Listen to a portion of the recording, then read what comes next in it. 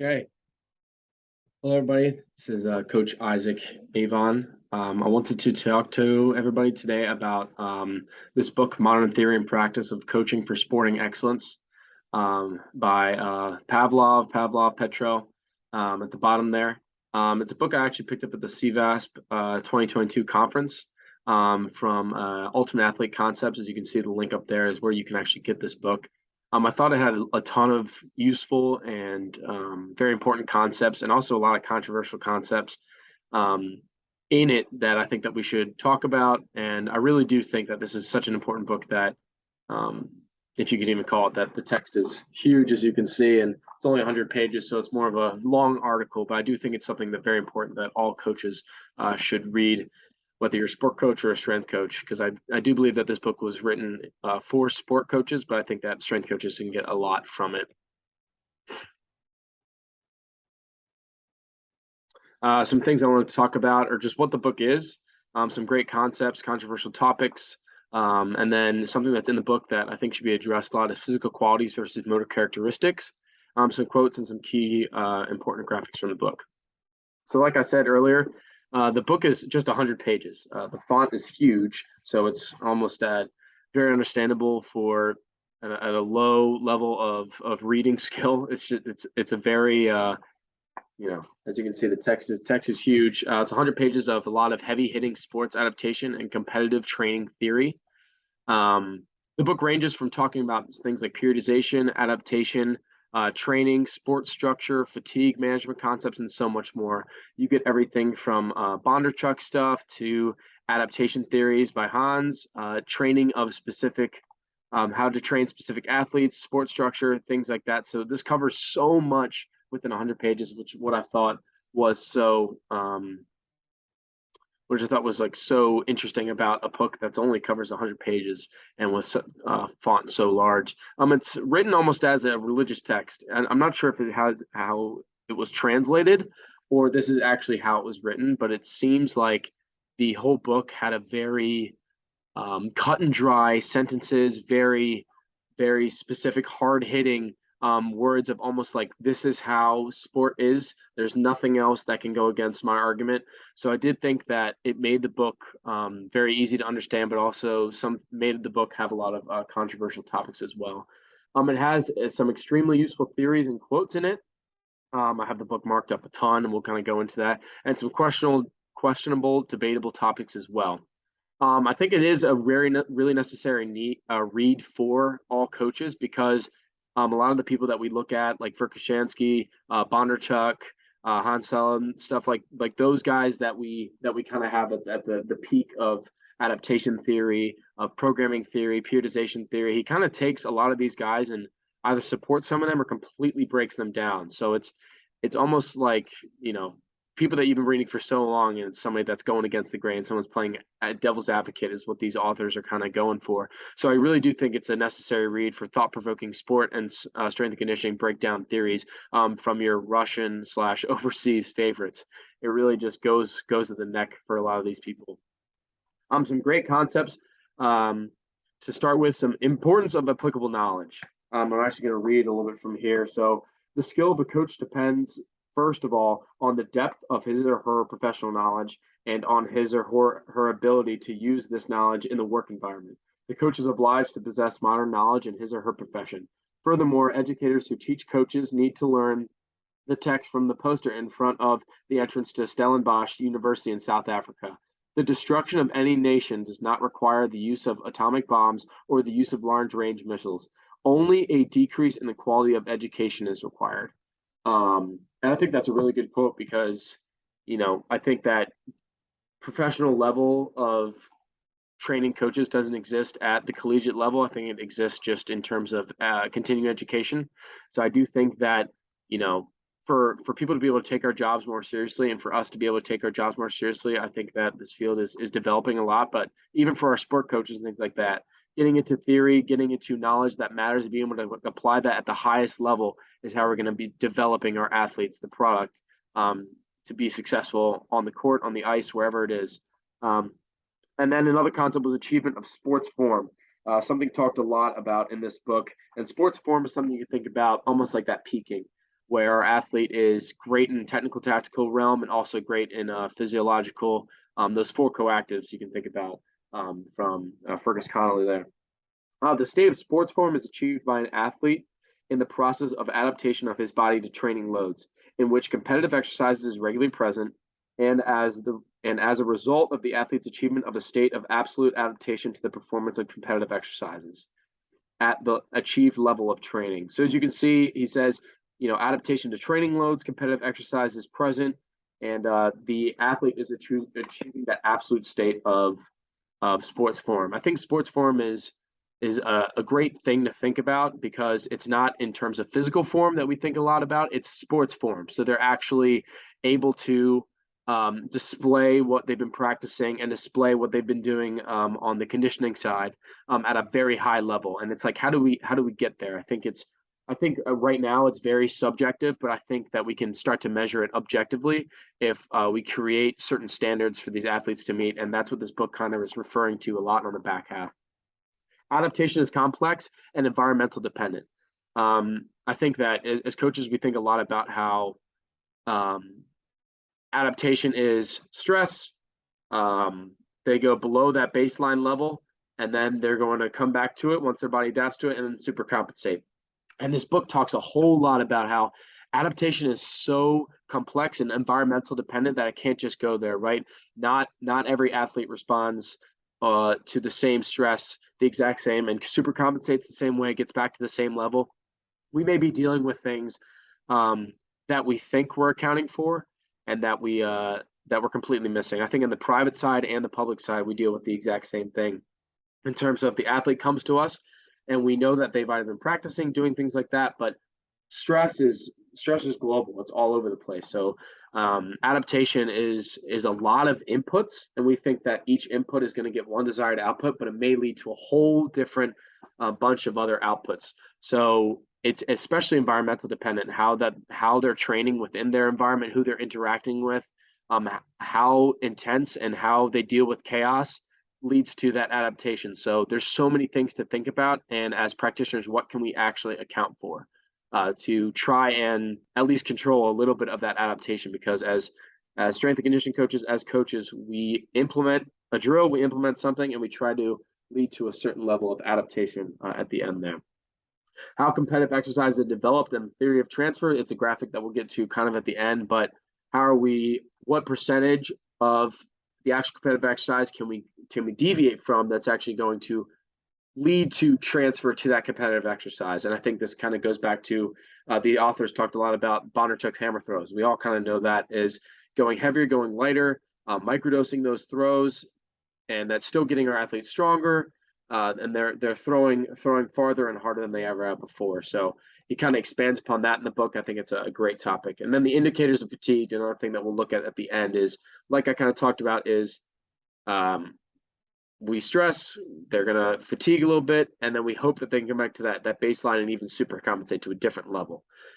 So how do we actually know when they're actually at that bottom, and how we know not to dig a deeper grave, but we actually can help them get out of those fatigue? And what are some actual standard things that we can look at and measure for fatigue, other than some certain tests that we do now, like a hands-on hip jump or an RPE? What are some other things that we can look for, especially in the sporting practice? Some controversial topics. They talked a lot about how general physical prep, that kind of streamlined to SPP, is BS. And I think that he really hit it hard that GPP is kind of BS and doesn't translate at all. And I think as coaches, we all know that how important GPP is to especially build, to do the correct things, do the basics right. And I think that it's just something that he just bases upon the faulty evidence from before. But I think that we all know that GPP is super important to actually be able to build upon that strength and be able to express it later down the road. Isher and Sully, hopefully don't butcher that name, and many other theories are based upon incorrect data. He talked a little bit about in the book about how these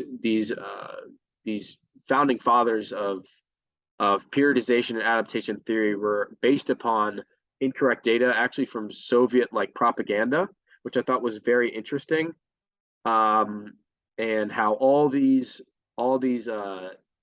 basically all their works are BS because they based it upon incorrect data, which I think is pretty crazy to even hear and think about. So, but I think that a lot of the things that these guys did come up with is actually very useful and very practical and helps us understand what we do as in a job, even though it may have been based upon some Soviet propaganda and falsified information. I think that we can be able to extract certain things because it is a theory at the end of the day. We can use this thing. And adaptation is understood under false pretenses. They talk about how adaptation is so complex, which I agree, and which are so hard to understand that we can't possibly put it in a vacuum. And I think it kind of goes yes and no there. Adaptation is something that we don't understand. I hear a lot of people say that the human body, we actually have no idea what's going on. We think we do. We put things in there, and sometimes it works, sometimes it doesn't. And I think that's completely true. We have no idea what's going on inside the human body at all times. Sometimes we can't get there. We try, and there's a lot of smart people that do great jobs with sports science and exercise science. Leaders in that field do a great job in getting inside the body to understand. But at the end of the day, he says that adaptation is, we can't account for that at all. And like I said, I think we can do it sometimes, and other times we can't. So that's another thing that, if you read the book, you definitely be able to see what I'm talking about. Physical qualities versus motor characteristics. One thing they talked about was one should not speak about the physical qualities of an athlete, but about the characteristics of specific movements. And this is one really huge takeaway I have from this book that I think that a lot of coaches, strength conditioning, or sport coaches can take away from this book. How we understand physical qualities. When we think about physical qualities, we think about when they come in the gym, we're building hypertrophy, strength, power, big chest, shoulders, and things like that. And then we separate that from motor characteristics: ability to change direction, sprint, speed, perception, action coupling, misdirection, and manage collision, force, and chaos. So we kind of group these things in two separate fields. But in the book, something that he talked about, physical qualities do not exist. It is impossible to give a single example of a movement in which any of the physical qualities would be present in the singular.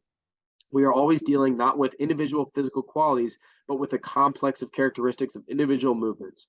Moreover, all motor characteristics in real human movement are always interconnected and interdependent. And it is precisely on the development of specific complex of motor characteristics and not on the development of a non-existent physical qualities that sport training should be directed. And I think that's huge, because a lot of times we operate on an island in the gym and in the weight room in terms of what we do, squatting, things like that, which is, super general, but it depends on what you do there to build, and we bridge that gap to the motor characteristic, which is that ability to actually express force, be able to misdirect and manage collision and force within chaos. Those things that are super important that make invasion sports and sports in general very, that's what we see on the field. We see the athletes. And I think a lot of the times, as much as we like to say, is how are we doing a good job as strength conditioning coaches is bridging those physical qualities with the motor characteristics. I should not just focus on physical qualities within the weight room, and the sport coach should not just focus on motor characteristics. We should bridge together, build those things in the weight room, and also work on those things in the weight room. So when they get to the field, they're actually able to use what we're building here. They know how to use it in the context, and then they apply it when they actually get out to practice. So I think we can do a lot better job on the front end, no load, just free moving, reacting, acting, and just building better athletes. Strength coaches, I think, their job is to build the physical qualities, but bridge the physical qualities with motor characteristics and continue to improve them. And the sport coach should understand specific motor characteristics to their sport, the demands, and the way that the athlete moves in the sport, and coach and teach them to allow for expression of these said characteristics. And I think that that's where the strength coach and the sport coach can work together very well, because we know as strength coaches and conditioning coaches of what actually the athlete is doing in terms of motor characteristics, but how are they actually expressing that on the field, and how is the sport coach putting them in a position to be able to do those things? Where is that communication coming together? So I think it's a very important thing that you'll see in the book. Some quotes I wanted to read real quick. We'll start at the top. But the education of a warrior and the education of an athlete are not the same thing. I thought that kind of spoke to that mental toughness thing that we see so much on the sport in the field. What's the difference between a warrior and athlete? Thus, sport training should obey a number of basic modern principles in its construction.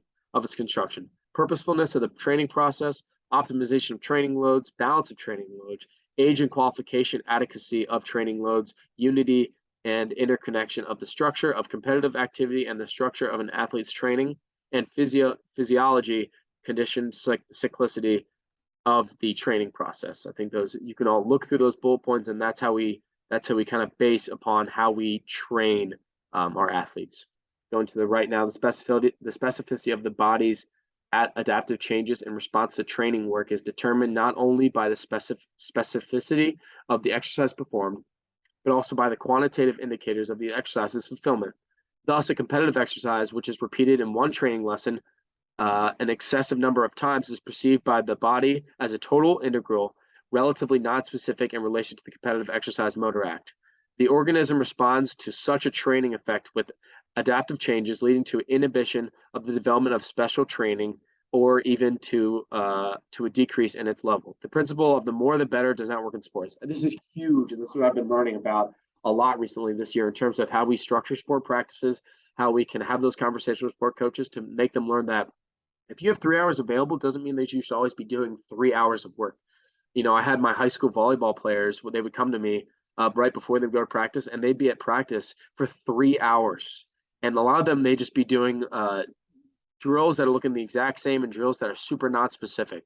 And then you think to what Bondarchuk did with his hammer throwers, and came up with kind of that theory of microdosing, where you don't need to do too much. And then you think about the Bulgarians, where they trained so many times a day, and they did things like that. They're also juicing and stuff like that. But you think about if we actually focus on doing less, just because of the time allotted to us, we do less with our athletes, give them more rest. Our body's going to kind of take that and respond to it in a way that they're receiving that input as the competitive exercises, and we're not doing too many outputs of specific exercises where it becomes then general. There's a time and a place to drill something into somebody's head.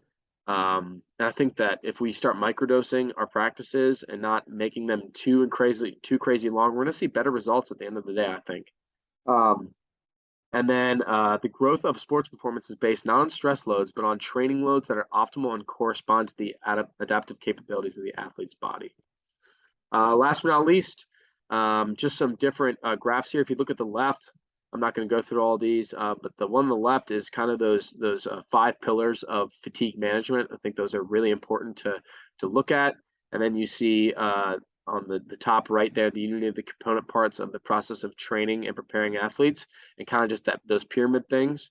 We as coaches love to see pyramids. And then at the bottom, you're going to see the transfer training and what that kind of graph looks like in terms of percentages, and where it's kind of, it doesn't transfer as much, where it transfers a lot. So what those things can kind of look like. I think these are 3 really important graphics from this book. Last thing I'll say is I think that this book is very short and it's a quick read, but it's a very hard, kind of digestible read, even though you got big font and stuff like that, because of how hard hitting and almost religious sounding that these graphics and these quotes are. So I would definitely give it a check out on ultimateathletesconcepts.com. It's a great little book, and it's definitely very thought-provoking. I think we need to learn to step outside of our comfort zone as coaches and find things that are going to kind of challenge what we believe and make us think a little bit differently, because this is what this book definitely did, and brought me a lot of things that I really didn't think about as much in terms of fatigue management and adaptation theory and periodization structure there. So thank you for listening. Let me know if you have any questions, stuff like that. And yeah, go ahead and check out this book.